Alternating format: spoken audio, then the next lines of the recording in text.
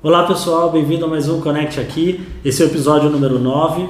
O Connect Aqui, para quem não conhece, é uma série de vídeos que busca ajudar os gestores hospitalares a tomar a decisão numa busca de sistemas ou implantação de uma nova funcionalidade dentro da instituição deles. E muitas vezes o gestor não sabe por onde começar. Então a ideia é que a gente traga aqui, sem nenhum techniquez, algumas informações relevantes para vocês começarem os seus projetos.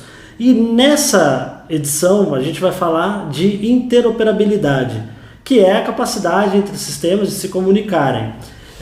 Para ajudar aqui nesse debate, esse bate-papo, eu trouxe o Antônio Marques. Tudo bem, Antônio Marques? Tudo bem. Joia. Antônio Marques é o gestor de projetos aqui da Wireline, já vivenciou bastante essa questão da interoperabilidade ali, os impactos que isso tem dentro das organizações hospitalares, e a gente vai tirar algumas dúvidas com ele. Marques, vamos lá. Primeira coisa, se eu estou falando de interoperar dados, né, existe um desafio ali dentro da instituição, né? E hoje, o que você, que já trabalhou com vários hospitais aí, poderia destacar para a gente quais são os grandes desafios de um hospital que não consegue se comunicar ou comunicar sistemas distintos, trocando informação e dados? Bom, a existência de sistemas distintos hoje dentro das instituições de saúde é uma realidade, né? Principalmente hoje na parte de diagnóstico, onde se encontra aí uma gama grande de sistemas no mercado.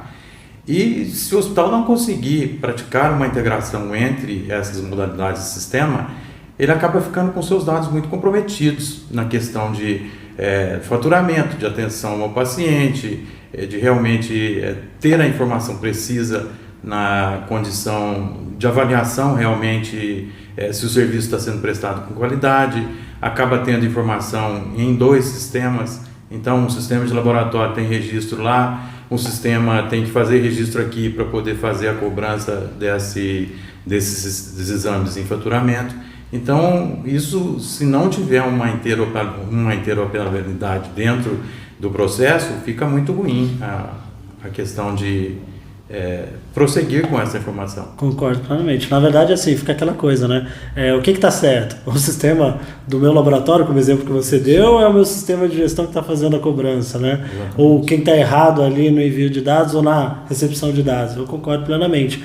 E um desafio que eu vejo aí, eu acho que você pode acrescentar para a gente também, é essa questão da padronização dos dados, né? Muito se fala em, você consegue integrar com o meu sistema, como se parecesse muito simples uma integração, né? Mas na verdade existe toda uma engenharia por trás, e eu acho que o grande ponto ali de convergência é a padronização de dados, né? Hoje a gente pode destacar aí algumas soluções que já são integradas dentro da plataforma hospitalar, como portais de compras, enfim, laboratórios, PACS, que são os serviços de imagem, né? E todos eles, por um momento, passaram por uma revisão, por uma padronização, né? E o que você traz aí de experiência nessas integrações com esses tipos de sistemas? A necessidade disso ela já é antiga, ela vem desde muitos anos atrás. Hoje, o que se tem de facilitador hoje são as plataformas de comunicação, né? As APIs de integração, a facilidade que se tem entre os sistemas hoje, principalmente quando vai se fazer uma interface com um sistema de um terceiro, a padronização do formato de integração desses dados, para que realmente tenha o mínimo possível de intervenção humana, para que se tenha confiabilidade nos resultados que estão sendo integrados entre os dois sistemas. Perfeito. Perfeito. E essa leitura também a gente pode destacar, você falou um pouco de terceirização, né? O que eu vejo muitos hospitais hoje terceirizando serviços, até por uma questão natural, na questão de negócios, né? Se você não tem escala, custo, né? Você não tem escala suficiente, melhor que você terceirize, né? Exames laboratoriais é um exemplo desse. Existem muitos hospitais aí que hoje a gente informatiza e trabalha aqui, que tem serviços terceiros, e monta-se ali uma sala de coleta, né? Monta-se uma estratégia de SLA para resultados de exame online, inclusive, que torna o serviço muito mais barato, e a qualidade ela não fica prejudicada nem um pouco, pelo contrário, você até consegue melhorar isso. Agora, esse é um desafio, né? Essa relação entre como que eu vou adotar, fazer gerenciamento, né, de um serviço terceiro, sabendo que eu tenho ali no meio duas plataformas distintas que precisam conversar. né? Então, aí pegando esse gancho, para você, como que é essa relação entre empresa terceirizada com seu sistema próprio e o hospital com seu sistema de gestão? Como existe realmente, e é uma tendência da terceirização do serviço, principalmente na questão do serviço de diagnóstico, o que não pode esquecer na implementação disso é a parceria, né? No momento em que eu abro meu serviço para um terceiro executar a sua atividade de análises clínicas ou de serviço de imagem dentro da minha instituição, eu preciso deixar claro para ele que ele pode ter um sistema na qual ele confia, que ele já trabalha há muitos anos, mas que ele tem que favorecer essa interlocução entre o prestador de serviço dele, o prestador de serviço do sistema do hospital, para que haja o processo de integração. Então tem que existir a questão de confiabilidade, né? Se o parceiro dizer sempre assim, eu executo os exames e eu apresento a conta final, isso não é vantajoso para ninguém, porque não pode se pensar somente no custo. A principal atividade hoje da interlocução ali entre os sistemas, a interoperabilidade, é pensando no custo-benefício, principalmente do paciente. O resultado do exame ele tem que estar no sistema de prontuário eletrônico o quanto mais rápido possível após a sua execução, porque se depender de alguém pegar o resultado de exame, ter que imprimir para deixar lá para o médico, então o hospital que está caminhando para a implantação de um prontuário eletrônico, ele está no contramão com essa questão desse serviço que vai ficar de fora ali. Então tem que existir essa parceria no processo da integração. Inclusive, na parte laboratorial existem os interfaceamentos de resultados, né? Que é uma questão que a gente pode diretamente da máquina pegar o resultado, transformar ele num modelo, que é um modelo intercambiável de dados, e a gente transformar aquilo num layout para resultado, para laudo mesmo, né? E é uma coisa que ganha muito em agilidade. Você consegue operar, né, um serviço de laboratório aí com muito menos inserção manual. E pegando também essa linha aí da internet das coisas, né, pessoal? Para quem não está acostumado com essa sigla IoT, aí é uma sigla que fala um pouco sobre essa questão da conectividade entre equipamentos e softwares, né? E a gente tem vários exemplos, né? Monitores multiparâmetros ajudando na triagem, reduzindo o tempo, aumentando a eficiência e a acurácia dos dados também, né? Entre outros processos que foram, na verdade, favorecidos ali pela padronização de protocolos, como HL7, entre outros protocolos aí. E como que você destaca essa questão específica dos equipamentos se conectando com software, não só software com software? Você lembrou bem uma questão que foi lá nos primórdios, quando se começou a fazer o interfaceamento dos equipamentos de análises clínicas para trazer o resultado para o sistema, eliminando a digitação para evitar o erro, né, e o retrabalho de conferência. E hoje, além de trazer o resultado da máquina diretamente para um sistema legado, é preciso com que ele vá para o prontuário eletrônico, que ele sinalize em painéis de gestão à vista se aquele exame já foi executado, se não foi executado, que o médico não perca tempo ali entre o paciente aguardando já durante um tempo já de atendimento, esperando um resultado de exame que talvez ele esteja até pronto. Então, essa gama de interfaceamento de equipamentos, de monitores, ela tende a ser uma realidade dentro dos hospitais, pensando cada vez mais no benefício do paciente, na diminuição de custo, na confiabilidade dos dados.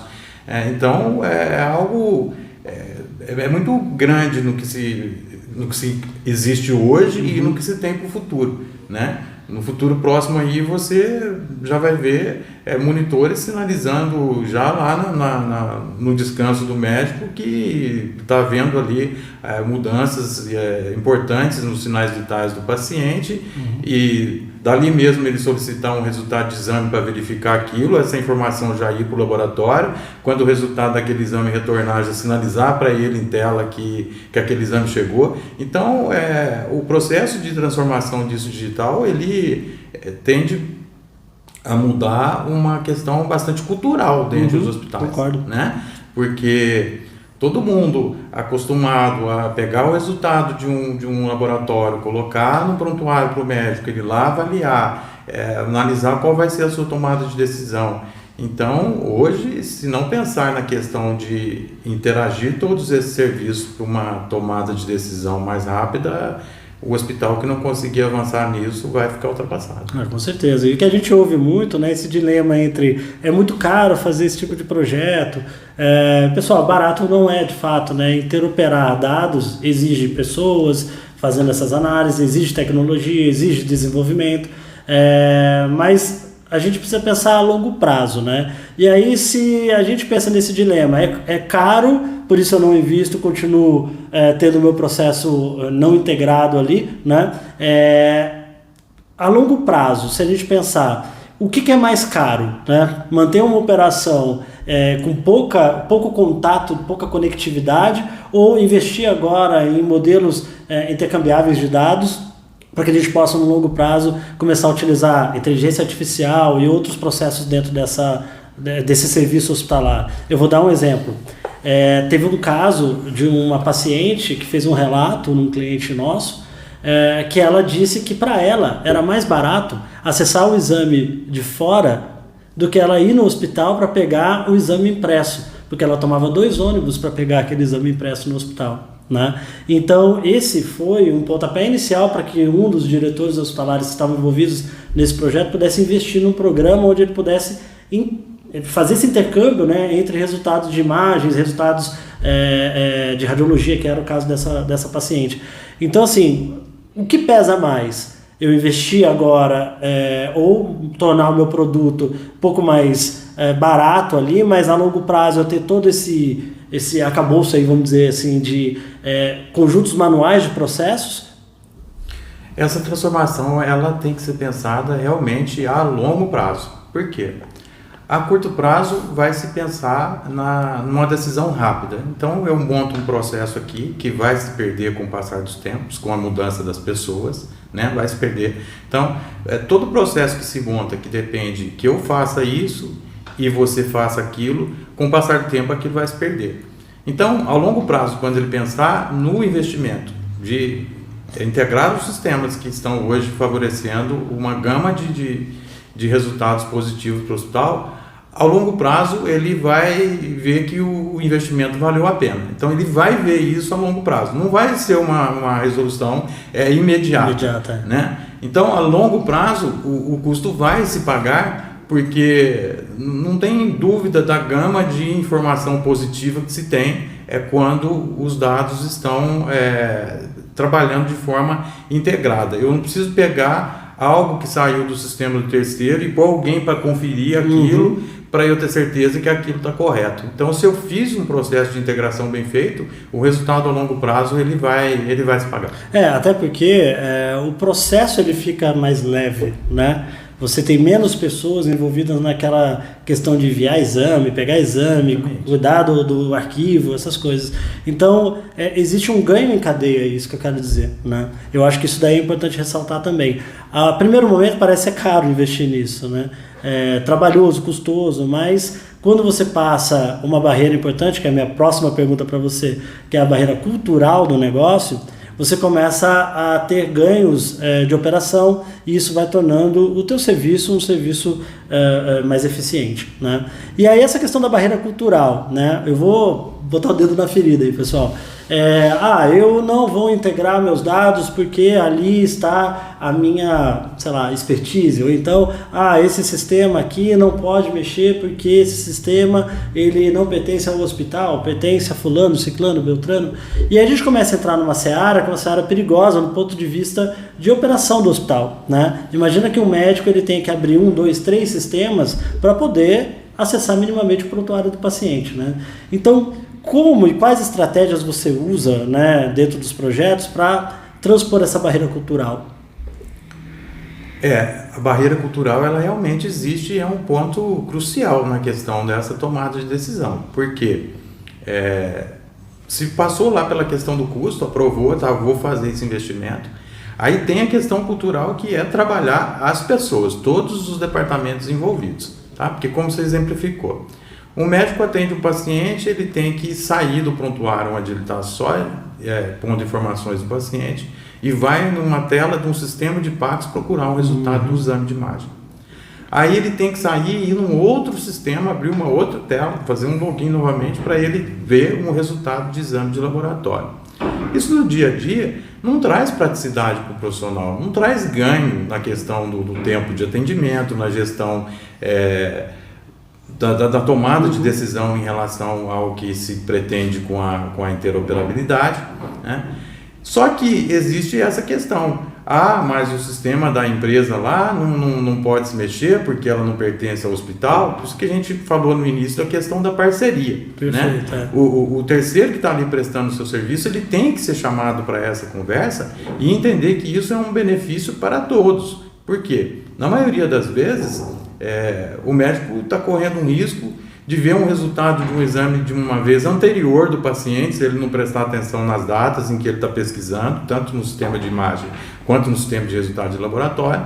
Por quê? A única coisa que vai trazer para ele a certeza de que aquele exame é de hoje, é dessa coleta agora, dessa data, desse atendimento de hoje, é a integração dessa informação. Concordo. Porque um simples fato de não existir uma formatação de dados entre os processos de integração, pode também haver um erro de informação ali. Então, quando a gente pensa na questão cultural, nossa, mas as pessoas têm esse hábito, né? Eu pego os resultados do exame, vou lá e aviso o doutor, doutor Rafael, está aqui, pronto, o resultado do exame do seu paciente, sempre foi assim, né? Então, todos têm que pensar numa questão de ganho, performance e resolutividade.